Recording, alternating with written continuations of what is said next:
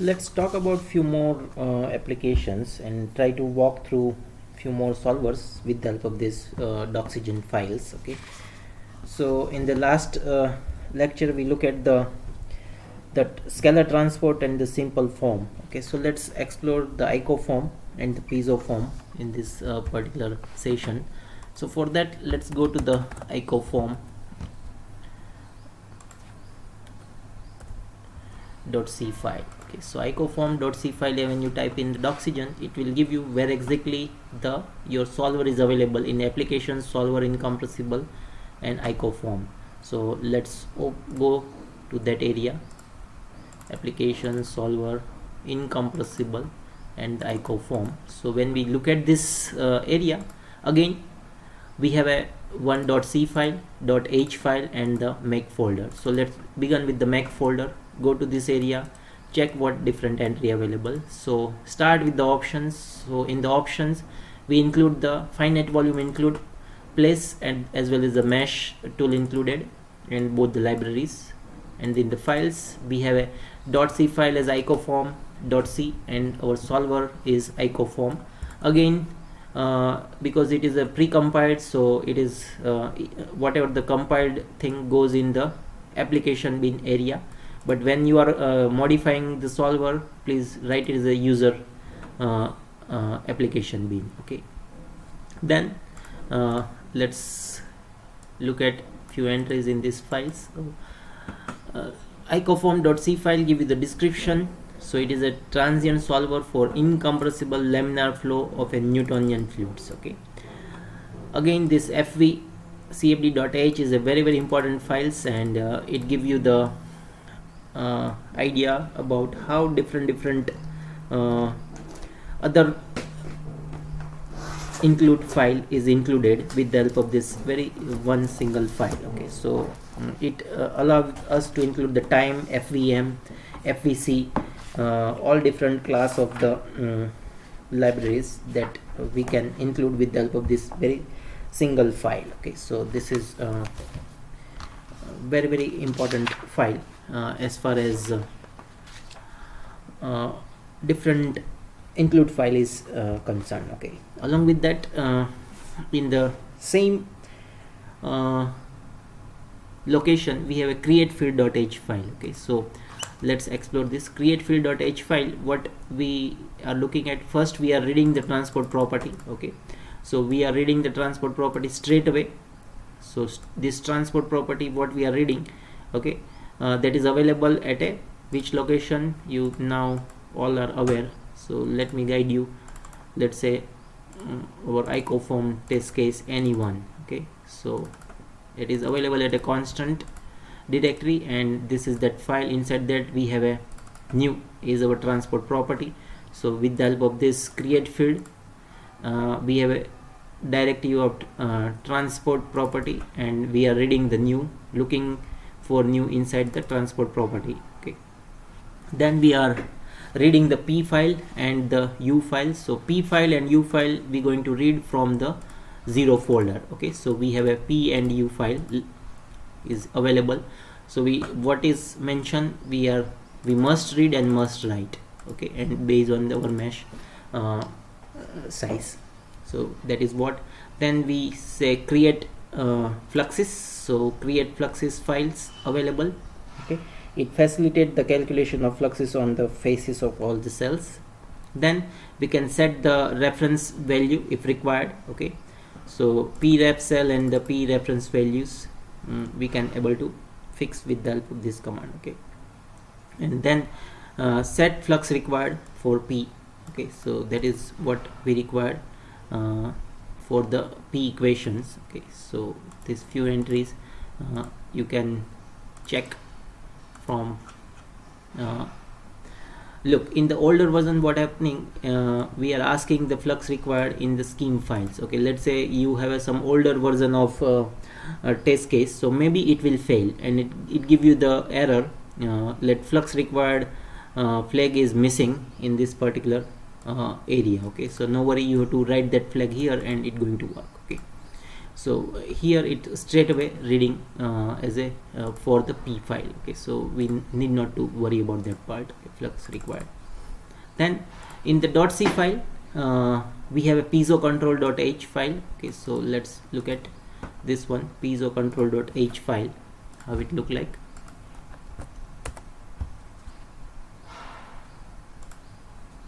So it allows us to read the controlling aspect of the piezo. Okay, so that is what this file says. Okay, so this allows us to control the final iter, that is one flag is required. Along with that, in the piezo directory we also specify outer corrector, inner corrector, but it is merged with the pimple reading. Okay, so we not able to see here in this particular place. Okay.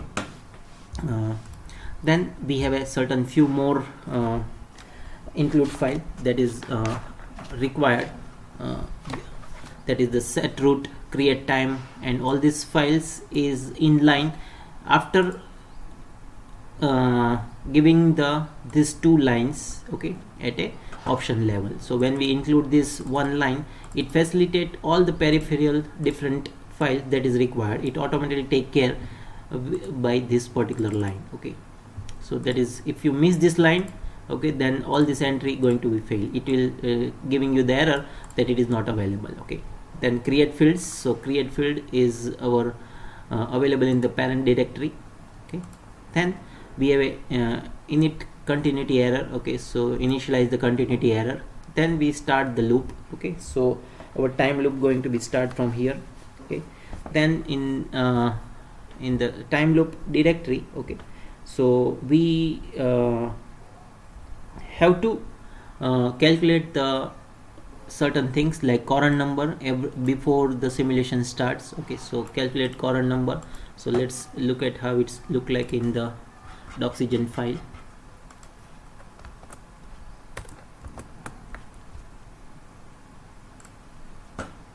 So it allows us to calculate the current number.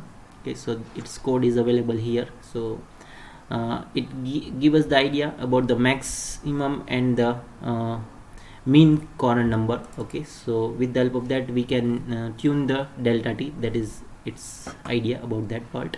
Okay, then we have a momentum predictor step where we have a temporal derivative, convective part, Laplacian term. Okay, so all this thing we fix inside the U equations. We are not fixing the pressure gradient term inside this particular thing. There is a need, because if we do that later on we want to create the pressure correction equation. So for that purpose we require the central coefficient of the global matrix, that is AP. At that point of time it is very handy if we segregate this gradient term from here. One more thing, please again remember FVM, that means all this entry is at FVM point of view. That means we are taking it as the implicit way. FVC, that means we are taking it a explicit way. Okay, so that means it is from the old time step and we are adapting the pressure based on the last time step.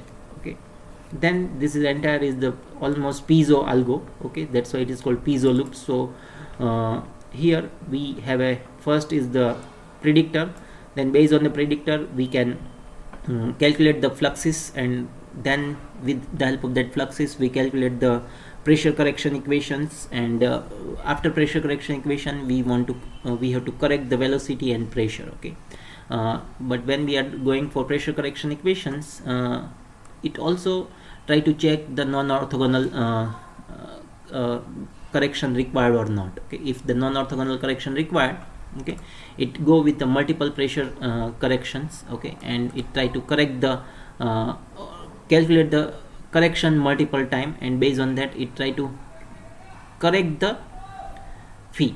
Okay, so at the final go it try to correct the final orthogonal correction. When it go at that point of time it try to correct the fluxes. Okay, so that is how you can see this last entry.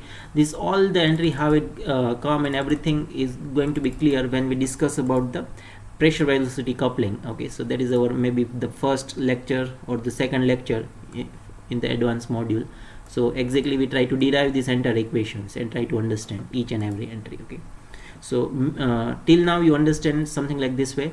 With the help of this piezo, up to this part we're going to solve the correction equations based on the orthogonal correction required or not, and then we do the velocity corrections. Okay, that is all we are doing here.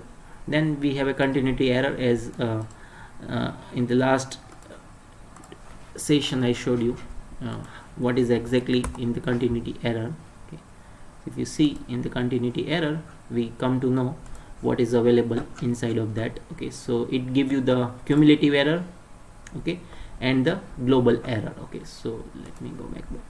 So cumulative error equal to nothing but summation of the global errors. So that is how you can check the cumulative and the global continuity error. Okay, so we are just checking the continuity error here, okay, with the help of this one file. That is what we see in this particular icoform. So basic idea is very simple. All the required libraries we first have to incorporate as a include files. Okay, and when we are including any required libraries, we make sure the all the libraries is in line with the as far as the path is concerned, with the help of the options file, and then we have a required equations code, and whatever is necessary we have to code inside this. Okay, that is what we can see in this particular icoform particular file. Next one is the piezo form. Okay, so piezo form, if we go to the piezoform.c file, we come to know that it is available at application solver incompressible piezo area. Okay, so let's quickly go at that location. So piezo form, in the piezo form, if you see, okay, we have multiple files, but first we have make file, and inside the make file we have this two file. Okay, so because piezo form is enabling us the turbulent calculations, so respective libraries we must include here. Okay, it also enable the FV options. Okay, that is this you can add the additional source term in the equations with the help of the FV options. So for that purpose few more libraries is linked. Then our .c file is a piezoform.c file, and our executable is piezoform. Okay, let's explore few more thing here. So let me open all the files. So our parent file is piezo.c file. So transient solver for incompressible flow, it enables us the turbulence modeling in terms of RANS, LES or DNS. Runtime selectable moving reference frame type of the sources is possible. Okay, as well as explicit porosity is possible, or finite volume options is available, FV option. So with the help of that you can define the certain momentum source inside your domain. This is very important files. Then single phase transport.h file we have to include, because we are working with Newtonian type of the models. Then turbulence transport model.h file is included. Okay, piezo control we include. Okay, FV IO options list is included. Few more files that will allow us to control the certain aspects. Then this is a very neat and elegant way to do the coding. Okay, if let me go back to the icoform. Okay, if you look at the icoform, okay, everything we kept in the single file. Okay, here also it is more like same, but this U momentum predictor step we kept inside the piezo form, we kept inside the u equation.h file. So you can create new files. Okay, kept everything whatever you required inside this and include that file. Then we have piezo loops. Okay, so here you have entire p equations, so keep everything related to p equation inside this. Okay, in here we have a piezo corrector. Everything this is a p equation only. Okay, so we kept this inside this p equation file and included here. Okay, and then we have a laminar transport correction, as well as we have a turbulent corrections. So this is very simple or elegant way of doing the coding with the help of including the different files. Okay, along with that we have a this create field.h file, okay, that will facilitate the required variables. Okay, so what is we required, we try to plug it with the help of the create field files. Okay, so piezo is helping us to calculate the transient simulations. Okay, very quickly just look at the pimple. Okay, so we quickly check what is the difference we observe here. Okay, u file is more or like same only. Okay, p file, okay, is little bit changed because now we have a few more character steps involved here, as well as some few more source term. But if you look at here, okay, we have a runtime, then we have a pimple loop, so pressure velocity correction. So whatever we are specifying as the outer character, okay, this it come here for one outer character at a this is, look, if you look at the piezo file, so in the runtime directory straight away we are calculating the u equation, and the based on the correction we are calculating the p equations. Okay, but here if you see in the pimple, what we are doing, we have outer character. So from where this outer character coming, first let's explore that part. So for that, let's go to the any of the pimple type of the tutorials. So incompressible pimple, let's say, so that is coming from this area. So you have a non-orthogonal character, sorry, and the n character only. Wait, let me open a few more aspect here.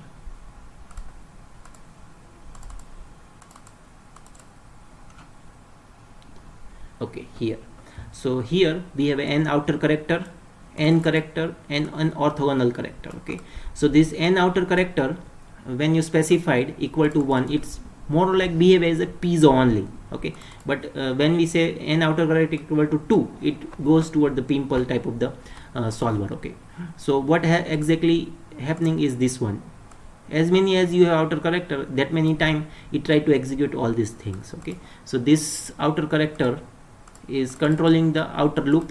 Okay, then we have pimple character, so that is n character, how many time we want to look at this. So that is this thing, n character, and if you go in the p equations, you have a non-orthogonal correction. Okay, so here you have non-orthogonal correction, so whatever the correction you specified as a non-orthogonal, it try to execute the p equation, this portion. Okay, so like that way you can compare the code. So if you go towards the piezo algorithm, okay, so in the piezo, let me open the FE solution file for any of the piezo loop. Okay, so we quickly try to compare. So piezo, let's say laminar. So in the piezo we have a n character and non-orthogonal character. Okay, but if you look at in pimple, we have n outer character above these two. Okay, so n outer character try to control this part that is missing in the piezo algorithm. Okay, so in the piezo we don't have outer character, we have a directly we are solving one time only the predictor step, and for that after that we have a multiple time pressure correction. So that is coming from this n character. Okay, here, then in the p equations you have a non-orthogonal correction. Okay, so this is p non-orthogonal, that is this entry, as many time you give this, it try to execute that non-orthogonal corrections. Okay, so this is how one can see how it is working. Okay, so that is entire, let's say, idea about the this mapping of this solution parameter inside the code. Okay, so basic idea is very simple. So when you are working with the unsteady flow type of the calculations, so and if you are expecting, let's say, heavy turbulent or so many interactions of the different scales of the fluid flow, then stick to the pimple type of the algorithm. Why? Because this n outer character allow us to stabilize the flow very neatly. Not only that, we have a relaxation option is available inside the piezo, inside the pimple calculation. So look, this is the line. This line help us to do the under relaxation not only at that location but at a p location also. We have a relaxation for momentum predictor is available. Okay, so whatever the parameter you set here, it applicable at that locations, and it will allow us to stabilize the flow field. Okay, so for a transient calculation, I suggest stick to the Pimple class of the calculations. Okay, not only that, it also facilitate adjustable time step. Okay, so that is very, very important when we talk about the transient calculation, because beforehand we don't know how the current number going to behave. But if we have adjustable time step, then very quickly we can add up that phenomena inside the flow field calculations. Another very important aspect with this Pimple is allow us to set the delta t based on the current number variations. Okay, so that concept, if you want to look at the code, it is coming from this line set delta t dot h. So what exactly it's doing, let's explore in the Doxygen files. Okay, so here it is. So let's read more. What it's telling us, it is reset the time step to maintain a constant maximum current number. Reduction of time step in is immediate, but increase is damped to avoid unstable oscillations. Okay, so what it mean? It mean that when the simulation see that okay, now the current number is increasing very high, in that case it immediately reduce the time step. Okay, so sometime you observe 10 to the power minus 3 to 10 to the power minus 4 quickly, but when the current number is not going in the maximum side, but it is very low, at that point of time also you cannot see from 0.1 to 0.01 time step immediately in one step. No, so increasing is damped to avoid the unstable oscillation, but reduction is immediate. So when the current number is shoot up, you observe the delta t goes 10 to the power minus 3 to minus 4 in one or even 1 or 2 time step, but increase in delta t is not in very fast. That means from 10 to the power minus 4 to 10 to the power minus 3, it is not in 1 or 2 iteration. Maybe it takes some 10 to 20 iterations to avoid the unstable oscillations. Okay, that is what it means. Let's look at the code. So same thing, it's written here, and it try to check the current number, and based on that it's finalize the delta t. Okay, so then we finalize it set the delta t. Okay, and with that delta t, okay, next iteration going to be calculated. Okay, so this is very, very important entry inside the piezo algorithm. Okay, so this is all about piezo algorithm, as well as Pimple, as well as icoform, and all the different class of algorithm. But we go with the equation wise equation understanding in the advanced module. Okay, so meanwhile I suggest please try to go through as many as solver you can, and whatever you not understand, just copy that line inside the Doxygen area. Okay, and try to explore what the that particular line or everything is suggesting us. Okay, so this is very, very handy way you can walk through any of the our solver. Okay, so I suggest please follow this methods. So you observe me, wherever I require I try to take these files, okay, inside the let's say our Doxygen area. Okay, and quickly check what the file is possessed. Okay, so it gives us entire idea what how it is coded, and everything is available very quickly. Okay, other way you can walk through your own installed places, but for that you have to use the find or grep command, and you can do the same thing. But I suggest at the beginning try to stick with this Doxygen. Okay, because it is a very, very powerful way to look at entire source code. Okay, so this is all about how we can look at the different applications or the utility inside the OpenFOAM, and we understand its directory structure. So basic idea is that you open any directory, okay, in the solver, you always have a few file. Along with that you have a parent.c file and the Mac folder. Inside the Mac you have definitely these two files, okay, option file and the files. So this is the normal directory structure of any of the application or utility. Okay, so now please try to explore by your own way.